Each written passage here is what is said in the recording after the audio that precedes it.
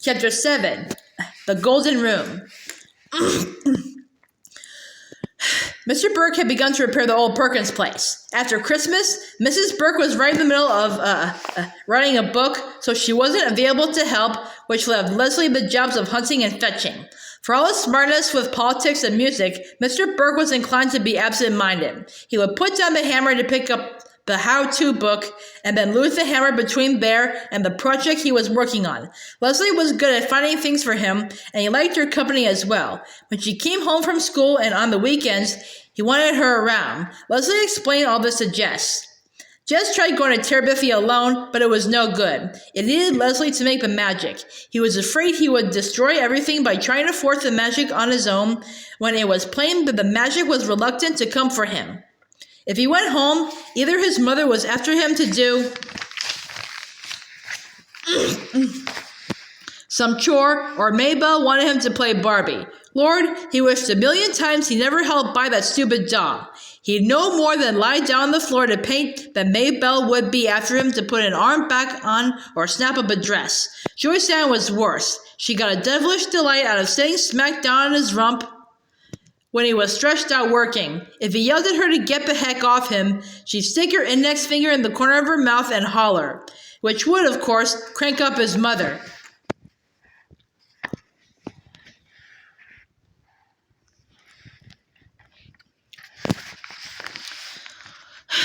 Jessie Oliver, you leave that baby alone. What you mean? Lying there in the middle of the floor doing nothing anyway. Didn't I tell you I couldn't cook supper because you chopped wood for the stove?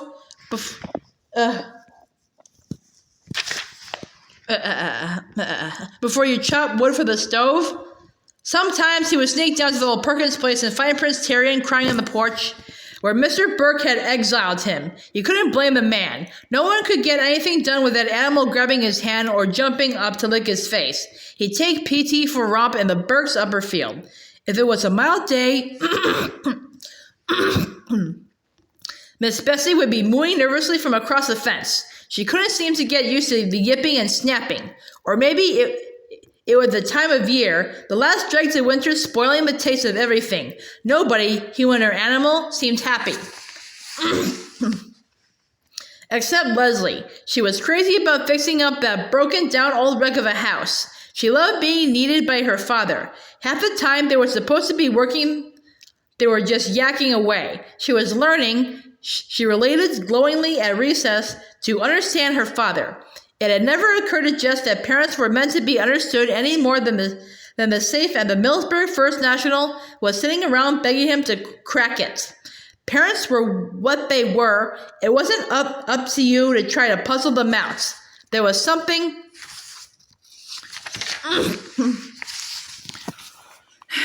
weird about a grown man wanting to be friends with his own child. He ought to have friends his own age and let her have hers.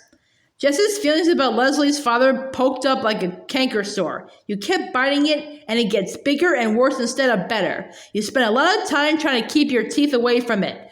Then sure as Christmas, you forget the silly thing and chomp right down on it. Lord, that man got in his way. It even poisoned what time he did have with Leslie.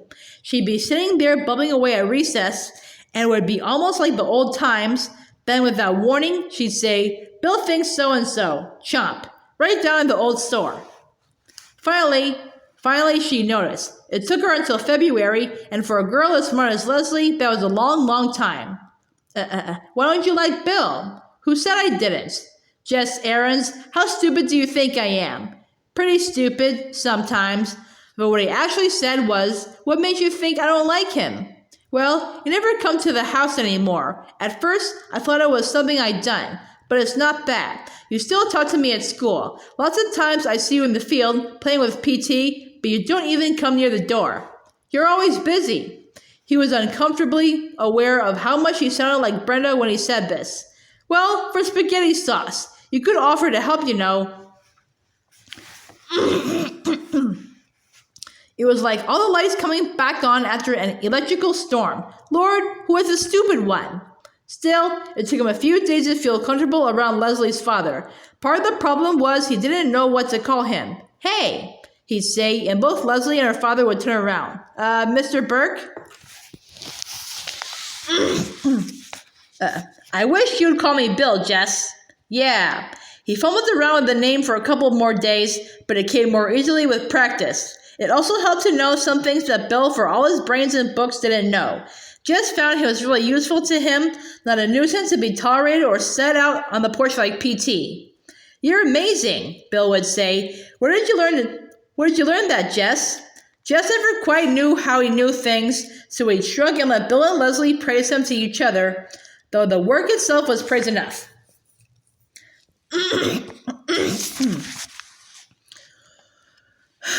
First, they ripped out the boards that covered the ancient fireplace, coming upon the rusty bricks like prospectors upon the mother lode. Next, they got the old wallpaper off the living room wall, all 5 garish layers of it. Sometimes, as they lovingly patched and painted, they listened to Bill's records or sang, Leslie and Jess teaching Bill some of Miss Edmund's songs, and Bill teaching them some he knew. At other times, they would talk. Jess listened wonderingly as Bill explained things that were going on in the world. If Mama could hear him, she'd swear he was another Walter Cronkite instead of some hippie. All the Burkes were smart. Not smart, maybe, about fixing things or growing things, but smart in a way Jess had never known real-life people to be. Like one day, while they were working, Judy came down and read out loud to them, mostly poetry and some of it in Italian, which, of course, Jess couldn't understand, but he buried his head in the rich sound of the words and let himself be wrapped warmly around in the feel of the Burke's brilliance. They painted the living room gold. Leslie and Jess had wanted blue, but Bill held out for gold, which turned out to be so beautiful that they were glad they had given in. The sun would slant in from the west in the late afternoon until the room was brimful of light. Finally, Bill rented a standard from Millsburg Plaza, and they took off the black floor paint down to the white oak boards and refinished them. No rugs, Bill said. No, agreed Judy. It would be like putting a veil on the Mona Lisa. When Bill and the children had finished razor blading the last bits of paint off the windows and washed the panes, they called Judy down from her upstairs study to come and see. The 4 of them sat down on the floor and gazed around. It was gorgeous. Leslie gave a deep, satisfied sigh. I love this room, she said. Don't you feel the golden enchantment of it? It is worthy to be. Jess looked up in sudden alarm. In a palace. Relief. In such a mood, a person might even let a sworn secret slip. But she hadn't, not even to Bill and Judy, and he knew how she felt about her parents. She must have seen his anxiety because she winked at him across Bill and Judy, just as he sometimes winked at Maybelle over Joyce Ann's head. Terabithia was still just for the 2 of them. The next afternoon, they called PT and headed for Terabithia. It had been more than a month since they had been there together, and as they neared the creek bed, they slowed down. Jess wasn't sure he still remembered how to be a king. We've been away for many years, Leslie was whispering. How do you suppose the kingdom has fared in our absence? Where have we been? Conquering the hostile savages on our northern borders, she answered. But the lines of communication have been broken, and thus we do not have tidings of our beloved homeland for many a full moon. How is that for regular queen talk? Jess wished he could match it. You think anything bad has happened? We must have courage, my king. It may indeed be so. They swung silently across the creek bed. On the farther bank, Leslie picked up 2 sticks. Thy sword, sire, she whispered. Jess nodded. They hunched down and crept toward the stronghold like police detectives on TV. Hey, queen, watch out, behind you! Leslie whirled and began to duel the imaginary foe. The more came rushing upon them, and the shouts of the battle rang through Terabithia. The guardian of the realm raced about in happy puppy circles, too young as yet to comprehend the danger that surrounded them all. They have sounded the retreat, the brave queen cried. Yay! Drive them out utterly, so they may never return and prey upon our people. Out you go! Out! Out! All the way to the creek bed, they forced the enemy back, sweating under their winter jackets. At last, Terabithia is free once more. The king sat down on a log and wiped his face, but the queen did not let him rest long. Sire, we must go at once to the grove of the pines and give thanks for victory. Jess followed her into the grove, where they stood silently in the dim lights. "Who do we thank?" he whispered. The question flickered across her face. "Oh God," she began. She was more at home with magic than religion. "Oh spirits of the grove, thy right arm has given us the victory." He couldn't remember where he heard that one, but it seemed so fit. Leslie gave him a look of approval. She took up the words. "Now grant protection to Terabithia, to all its people, and to us, its rulers." Aroo! Jess tried hard not to smile, and to its puppy dog, and to Prince Tarian, its guardian and jester. Amen. Amen. They both managed somehow to keep the giggles buttoned in until they got out of the sacred place.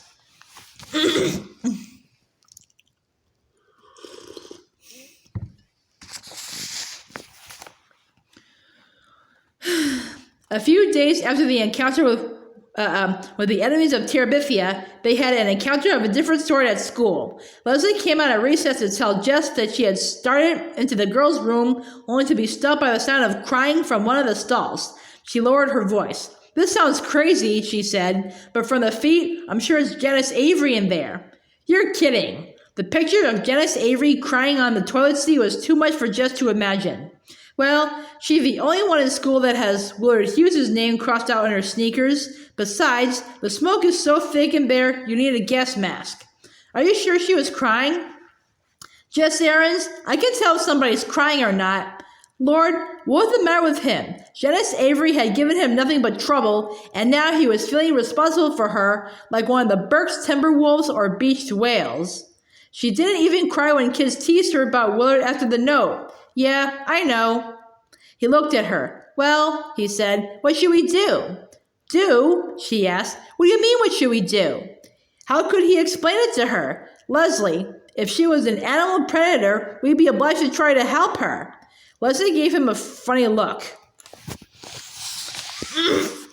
"Well, you're the one who's always telling me I gotta care," he said. "But Janice Avery? If she's crying, there gotta be something really wrong. Well, what are you planning to do?"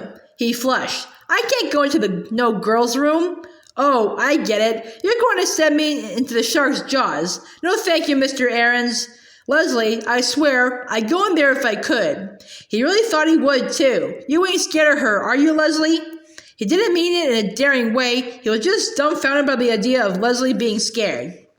She flashed her eyes at him and tossed her head back in that proud way she had. "Okay, I'm going in. But I want you to know, Jess Aarons, I think it's the dumbest idea you ever had in your life." He crept down the hall after her and hid behind the nearest alcove to the girls' room door. He ought at least to be there to catch her when Janice kicked her out. There was a quiet minute after the door swung shut behind Leslie. Then he heard Leslie saying something to Janice. Next, a string of cuss words which were too loud to be blurred by the closed door. This was followed by some loud sobbing, not Leslie's, thank the Lord, and some sobbing and talking mixed up, and the bell. He couldn't be caught staring at the door of the girls' room, but how could he leave? He'd be deserting it in a line of fire. The rush of kids into the building settled it. He let himself be caught up in the stream and made his way to the basement steps, his brain still swirling with the sound of cussing and sobbing. Back in the 5th grade classroom, he kept his eyes glued on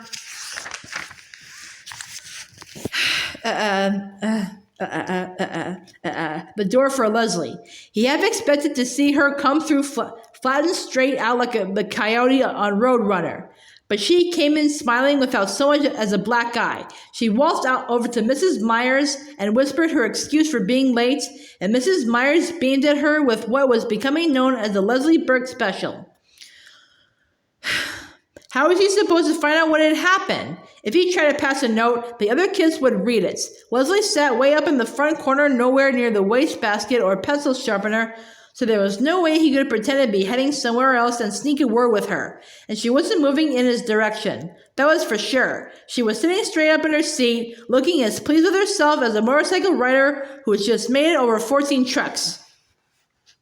Leslie smirked clear through the afternoon and right onto the bus where Janice Avery gave her little crooked smile on the way to the back seat, and Leslie looked over at Jess as if to say, "See?" He was going crazy wanting to know. She even put him off after the bus pulled away, pointing her head at Maybelle as if to say, "We shouldn't discuss it in front of the children." Finally, in the safe darkness of the stronghold, she told him, "Do you know why she was crying?" "How am I supposed to know? Lord, Leslie, will you tell me? What in the heck was going on in there?" Janice Avery is a very unfortunate person. Do you realize that? What was she crying about, for heaven's sake?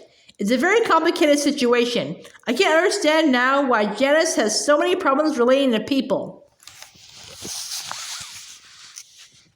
Will you tell me what happened before I have a hernia? Did you know her father beats her? Lots of kids' fathers beat them. Will you get on with it? No, I mean really beats her. The kind of beatings they take people to jail for in Arlington. She shook her head in disbelief. You can't imagine. Is that why she was crying? Just because her father beats her? Oh no, she gets beaten up all the time. She wouldn't cry at school about that. Then what was she crying for?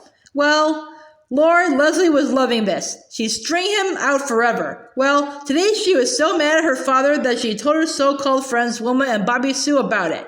Yeah?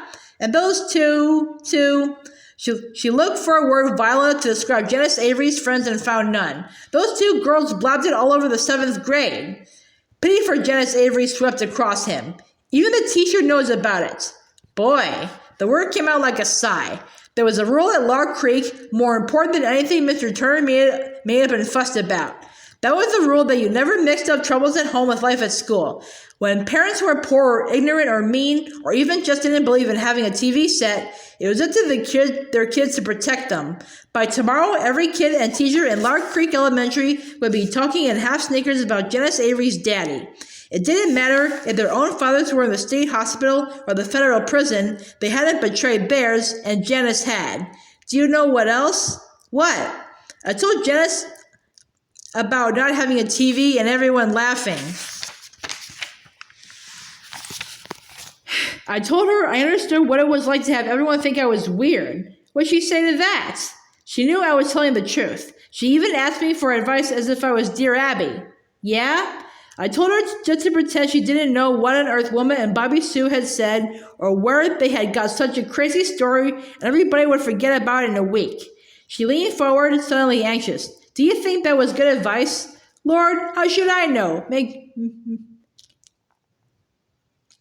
Make her feel better? I think so. She seems to feel a lot better. Well, it was great advice then. She leaned back, happy and relaxed. Know what, Jess? What? Thanks to you, I think I now have 1.5 friends at Lark Creek School. It hurt him for it to mean so much to Leslie to have friends. When would she learn that they weren't worth her trouble? Oh, you got more friends than that. Nope. 1.5. Monster Mouth Myers doesn't count. There, in their secret place, his feelings bubbled inside him like a stew in the back of the stove, some sad for her in her lonesomeness, but chunks of happiness too. To be able to be Leslie's one whole friend in the world, as if she was his, he couldn't help being satisfied about that. That night, as he started to get into bed, leaving the light off so as not to wake the little girls, he was surprised by Maybelle's shrill little, Jess, how come you still awake? Jess, I know where you and Leslie go to hide. What'd you mean? I followed you. He was at her bedside in one leap. You ain't supposed to follow me. How come? Her voice was sassy. He grabbed her shoulders and made her look him in the face. She blinked in the dim light like a startled chicken. You listen here, Maybelle Aarons, he whispered fiercely. I catch you following me again, your life ain't worth nothing. Worth nothing. Okay. She slid back into the bed. Boy, you're mean. I ought to tell Mama on you. Look, Maybelle, you can't do that. You can't tell Mama about where me and Leslie go. She answered with a little sniffing sound. He grabbed her shoulders again. He was desperate. I mean it, Maybelle. You can't tell nobody nothing. He let her go. Now, I don't want to hear about you following me or schooling to Mama ever again, you hear? Why not? Because if you do, I'm going to tell Billie Jean Edwards you still wet the bed sometimes. You wouldn't. Boy, girl, you just better not try me. He made her swear in the Bible never to tell and never to follow, but still he lay awake a long time. How could he trust everything that mattered to him to a sassy 6-year-old? Sometimes it seemed to him that his life was delicate as a dandelion. One little puff from any direction, and it was blown to bits.